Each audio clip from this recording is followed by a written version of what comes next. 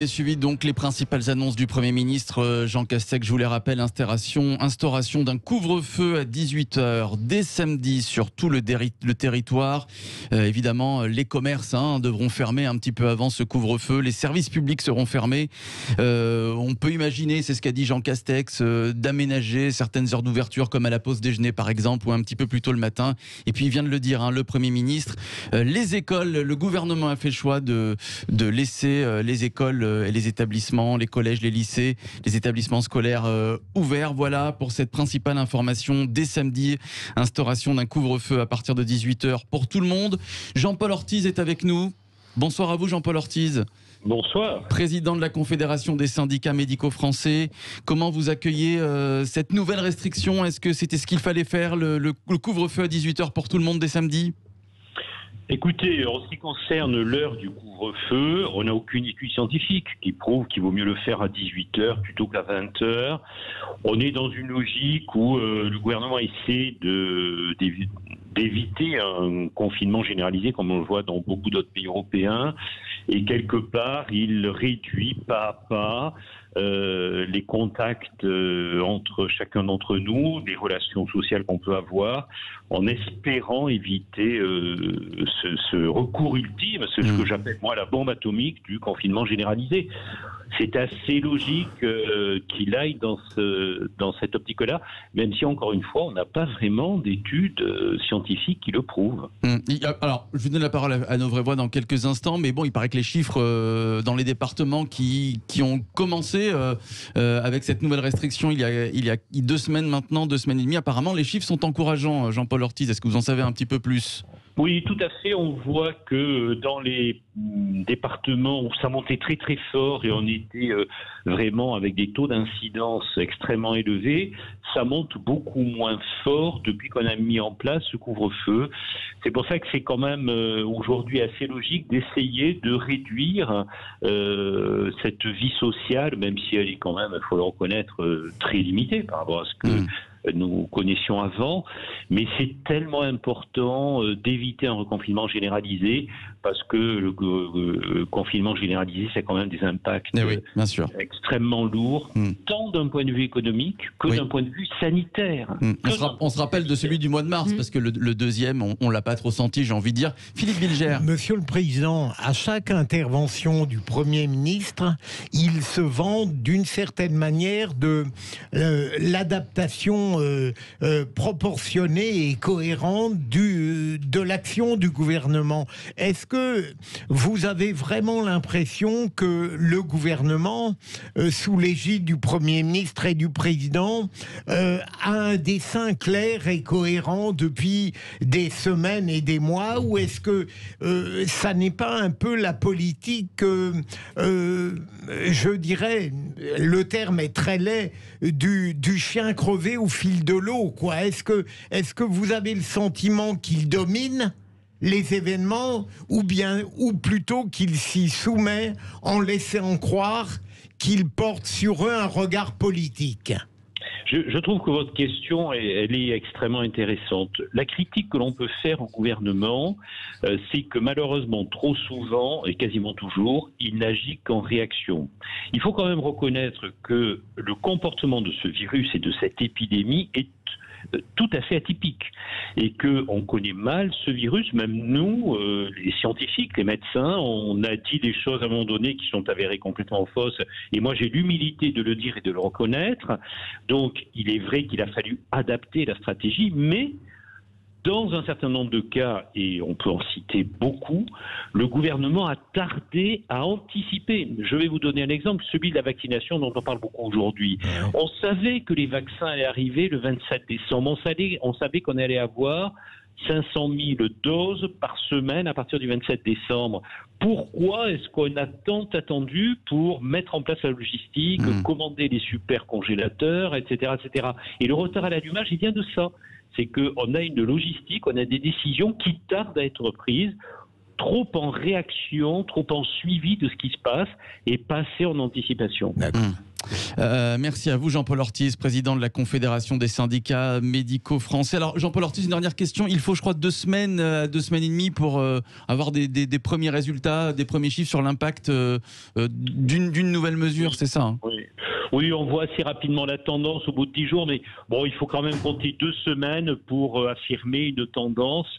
Et j'espère que ce couvre-feu à 18h généralisé permettra d'éviter cette bombe atomique et le confinement généralisé. Oui. Merci à vous, Jean-Paul Ortiz, président de la Confédération des syndicats médicaux français. Je vous rappelle la principale annonce du Premier ministre Jean Castex, l'instauration d'un couvre-feu donc à 18h sur l'ensemble du territoire. Dès samedi, commerces fermés, services publics fermés.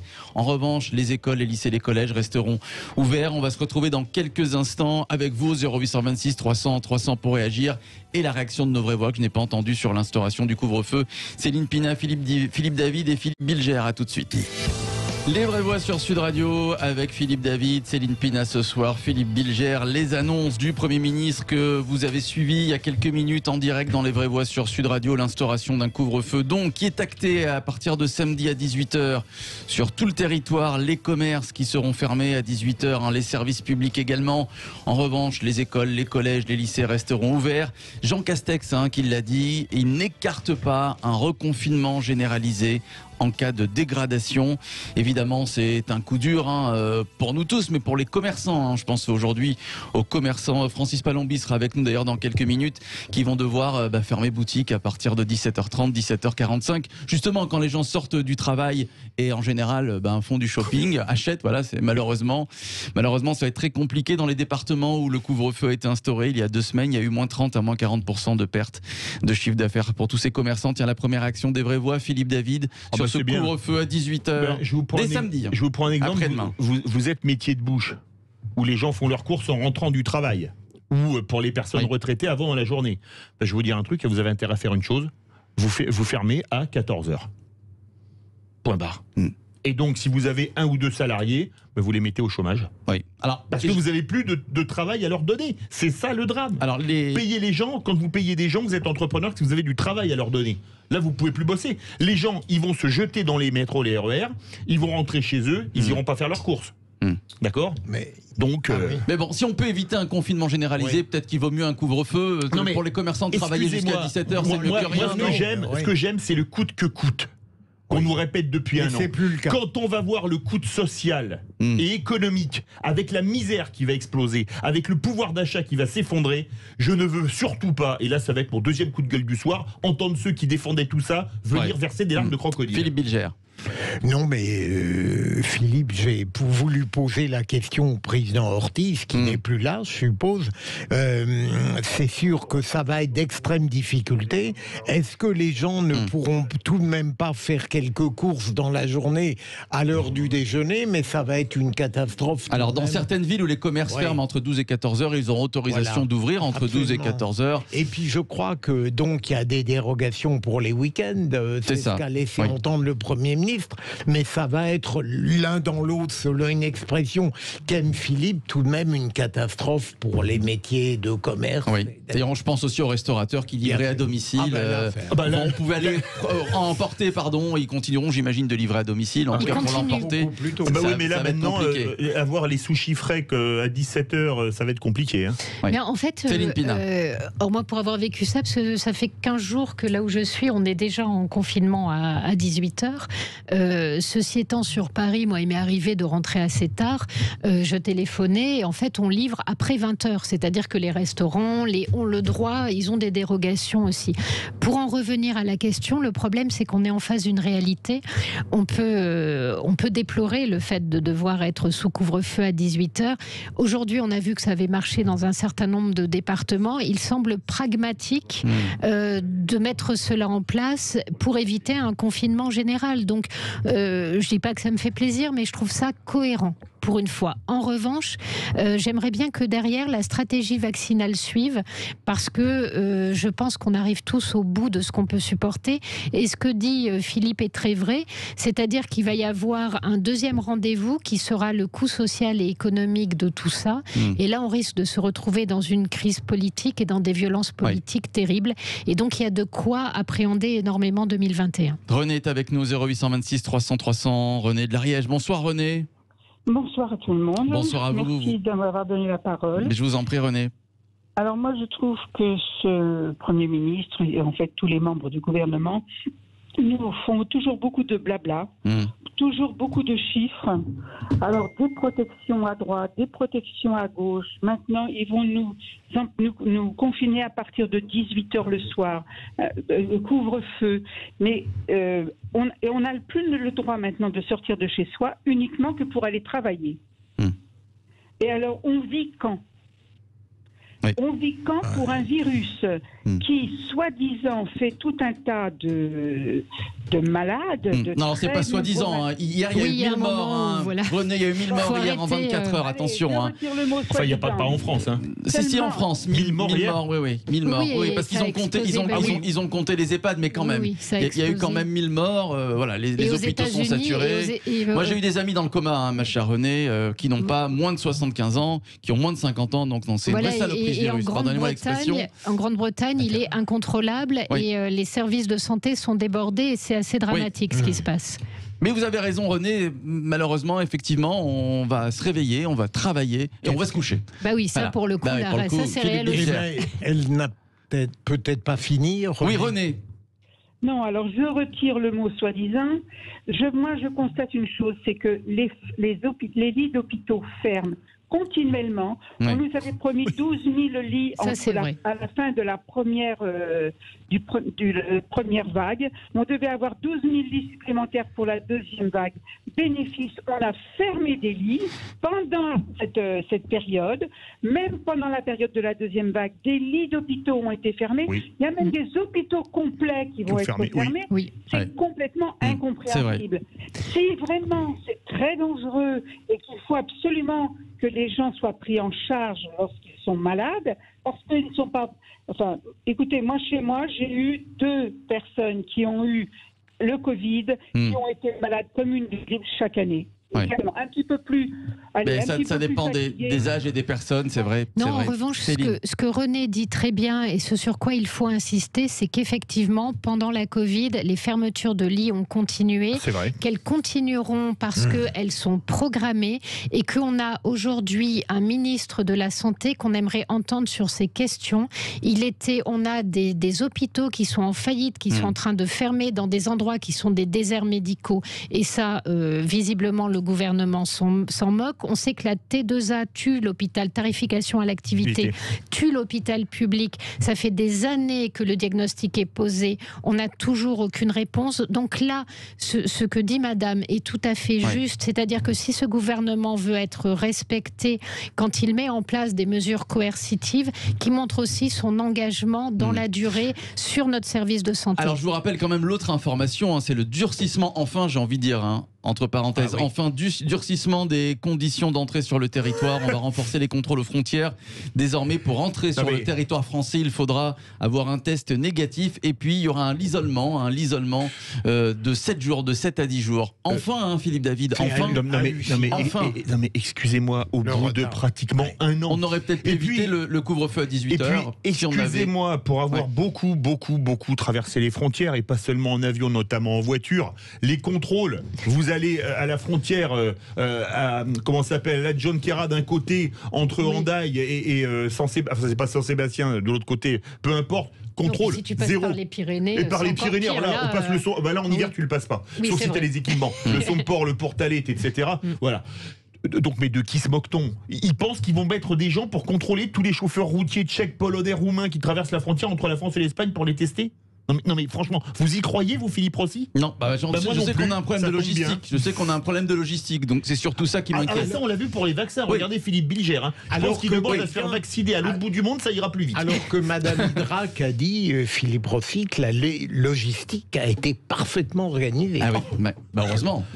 Ça aurait été pire. Mon expérience personnelle m'a montré que ça aurait été pire. Sur les établissements scolaires, on fait bien de les laisser ouverts ou pas, Céline Pina? Écoutez, je n'en sais rien. C'est-à-dire qu'on sait que c'est quand même un lieu de contamination et le fait de brasser autant d'enfants et de les renvoyer dans les familles, là, comme ça, j'aurais tendance à dire ça me paraît un peu idiot. Mais je peux me tromper. Ceci étant, je crois que le vrai problème de nos établissements scolaires, c'est les résultats pitoyables que nous avons au classement international. Et malheureusement, ils ne datent pas de la Covid. Et peut-être que la question, on est pareil que sur le ministère de la Santé. Peut-être que le ministère de l'Éducation nationale devrait se poser la question de la rigueur. Moi, je suis désolée, mais quand vous savez que les enfants attendent la 3e pour maîtriser l'usage du COD, du complément d'objet, il y a de quoi pleurer. Donc, ce que je veux dire, c'est qu'on nous dit, on ne ferme pas les écoles à cause du niveau des enfants, mais le problème du niveau des enfants, c'est pas la Covid, c'est peut-être aujourd'hui l'organisation de l'école, le refus de faire des classes de niveau, etc.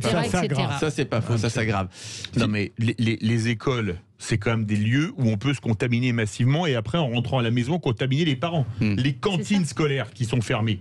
Allez demander à des gamins de 6 ans, même de maternelle, dans les cantines scolaires, de respecter les distanciations. Ah tiens, j'aime pas la purée, tiens, mange dans ma cuillère. On va durcir, paraît-il, le protocole sanitaire dans les cantines. Bon, ça je demande à faire respecter par les gamins de 5 ans. On a hésité à les fermer, mais finalement, vous avez raison, je leur souhaite beaucoup de plaisir. Parce que quand nous, adultes, on va au restaurant, on est capable de respecter des règles, de se mettre comme à la cantine, un en quinconce, en diagonale, etc.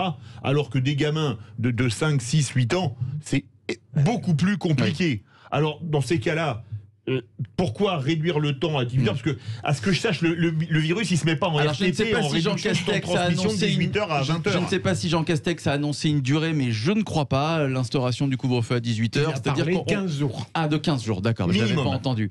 15 jours minimum, 15 jours renouvelables, j'ai envie de dire.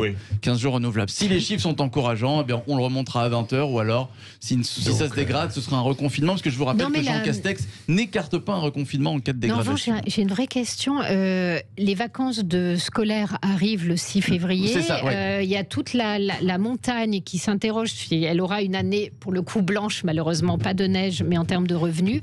Est-ce que là-dessus, il y a eu des informations ou pas Non. A priori, rien du tout. Ah si, on a eu les stations de ski. Je fais une aparté.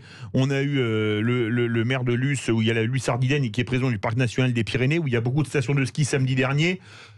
C'est le flou artistique, mais à 99%, il ne réouvre pas. Pour les restaurants, c'est pas rien. Dès que possible, a dit Emmanuel Macron. Et d'ailleurs, il nous disait que c'était une catastrophe parce que les stations de ski payent des échéances de crédit entre janvier et mars et que certaines risquaient même peut-être de déposer le bilan. Non, mais je me demande, par exemple, les troupes de théâtre, etc.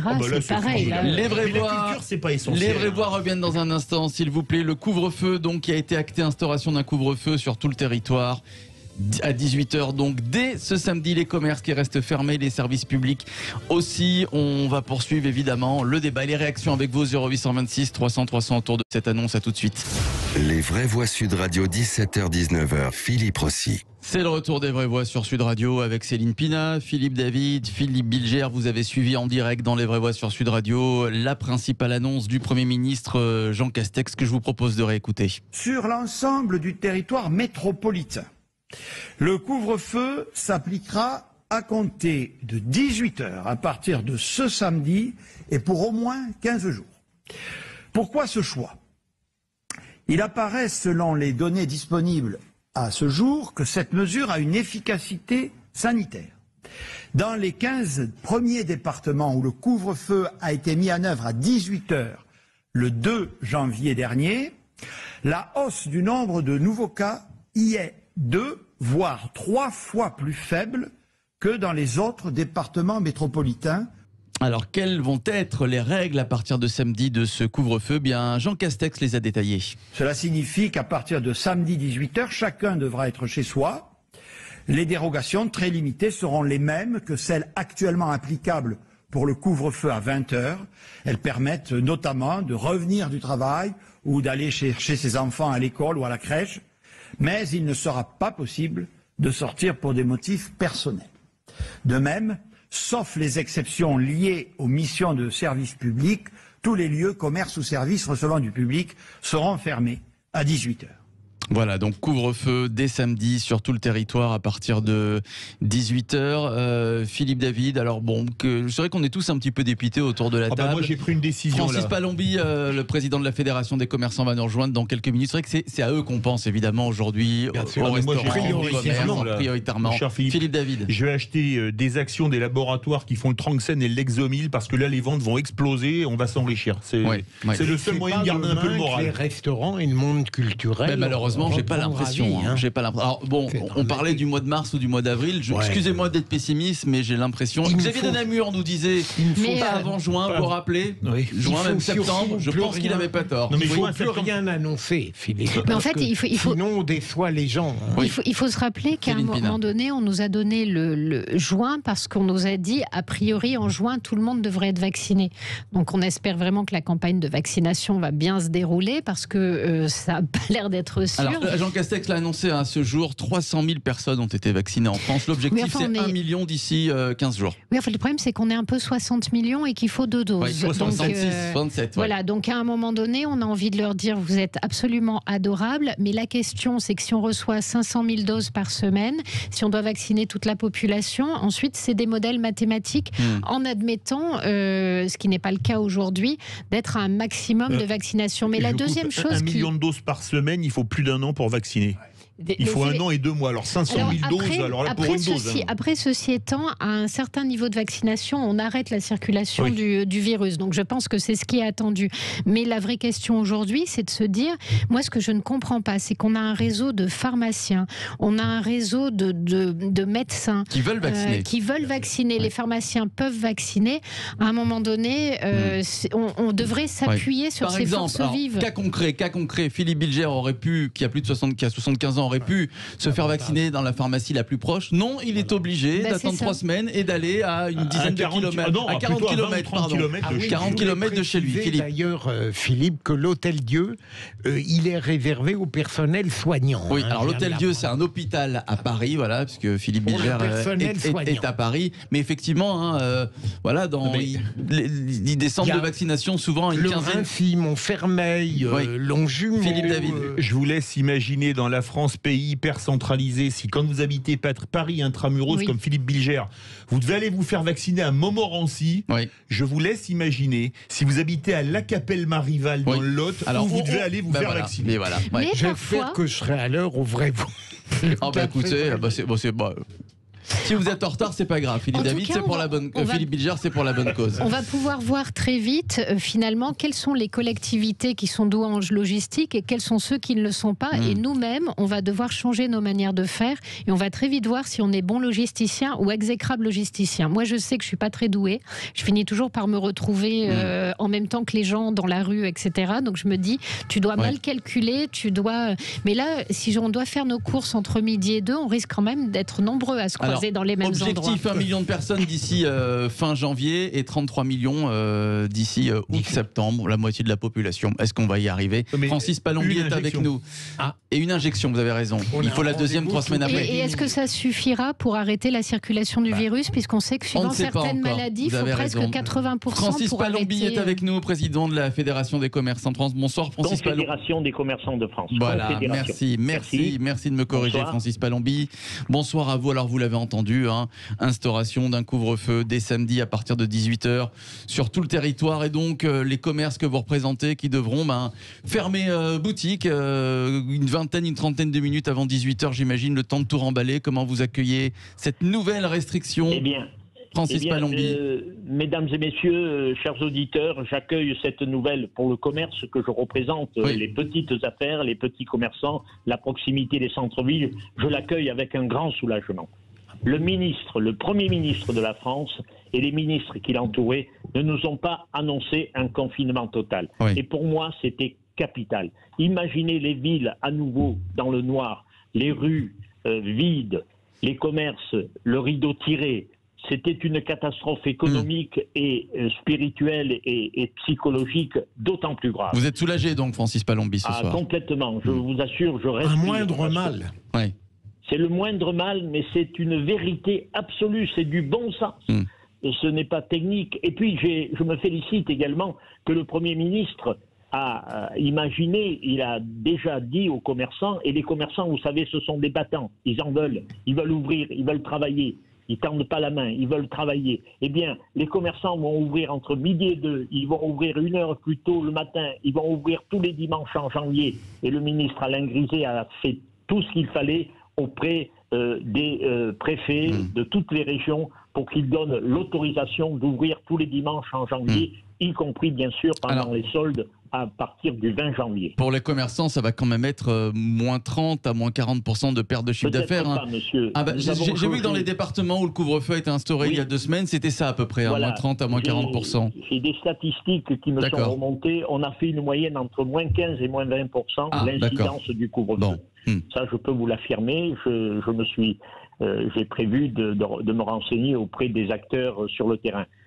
Voilà. Et puis le Premier ministre a été très rigoureux. Il va demander que les jauges soient supervisées, contrôlées au niveau des grandes surfaces. Parce que les grandes surfaces sont quand même des polarités qui rassemblent beaucoup de monde. Et bien là, on va renforcer le contrôle. Nous, les commerçants, nous allons être très vigilants sur le masque, sur toutes les mesures. Et les frontières vont être particulièrement contrôlées. Je crois que notre gouvernement a enfin, Francis Palombi, il était temps. Il était temps, oui.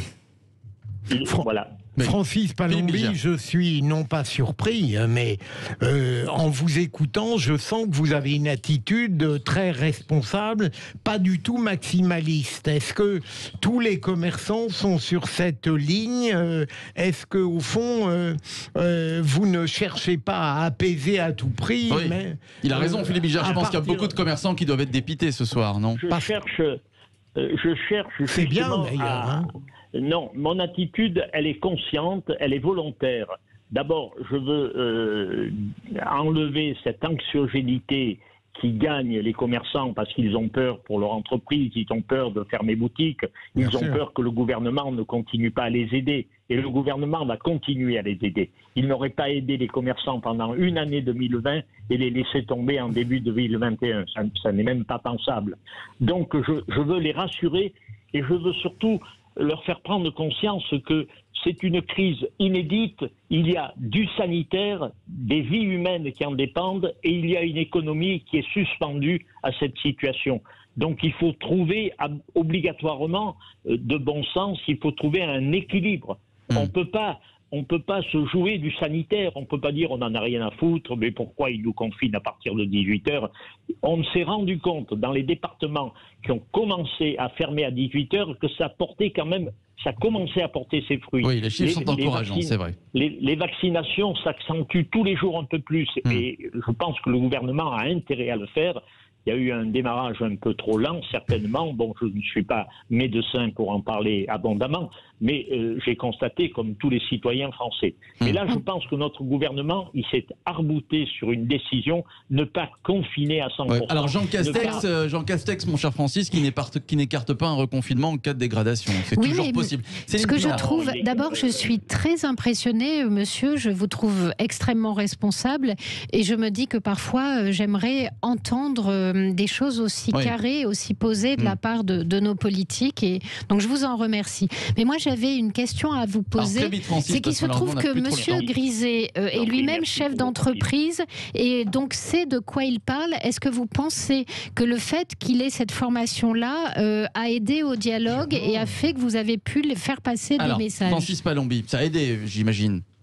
Oui, ça a aidé, parce qu'il y a des moments, quand les choses sont inadmissibles, on s'oppose. Moi, je suis un syndicat professionnel. Je ne suis pas un politique investi d'un ministère ou d'une mission ministérielle. Je suis un syndicaliste. Et je protège et j'accompagne et je soutiens les commerçants de moins de 11 salariés. Ce qu'on appelle les petits commerçants de la proximité. Ceux qui créent la vie dans nos centres-villes. Nos marchés qui sont permanents, le mercredi, le samedi, sacrés, et qui ont pris toutes les dispositions, je vous assure, les marchés, ils ont été sur le plan sanitaire et des précautions à prendre exemplaires. Je le dis ce soir sur votre antenne. Donc nous sommes des gens responsables et c'est pour cette raison que je me dois d'avoir comme vous me le dites, et je vous en remercie, je vous remercie de vos compliments. Le gouvernement, nous avons une différence par rapport à un passé assez récent. Nous avons un ministre PME Commerce qui s'appelle Alain Griset et qui était lui-même une petite entreprise. Oui. Il était, alors pour le coup, Alain Griset, effectivement, il était sur le terrain, vous venez de le dire. Vrai qu'il est très bien. Il connaît l'entreprise. Merci à vous, Francis Palombi, président des commerçants de France, la Confédération des indépendants.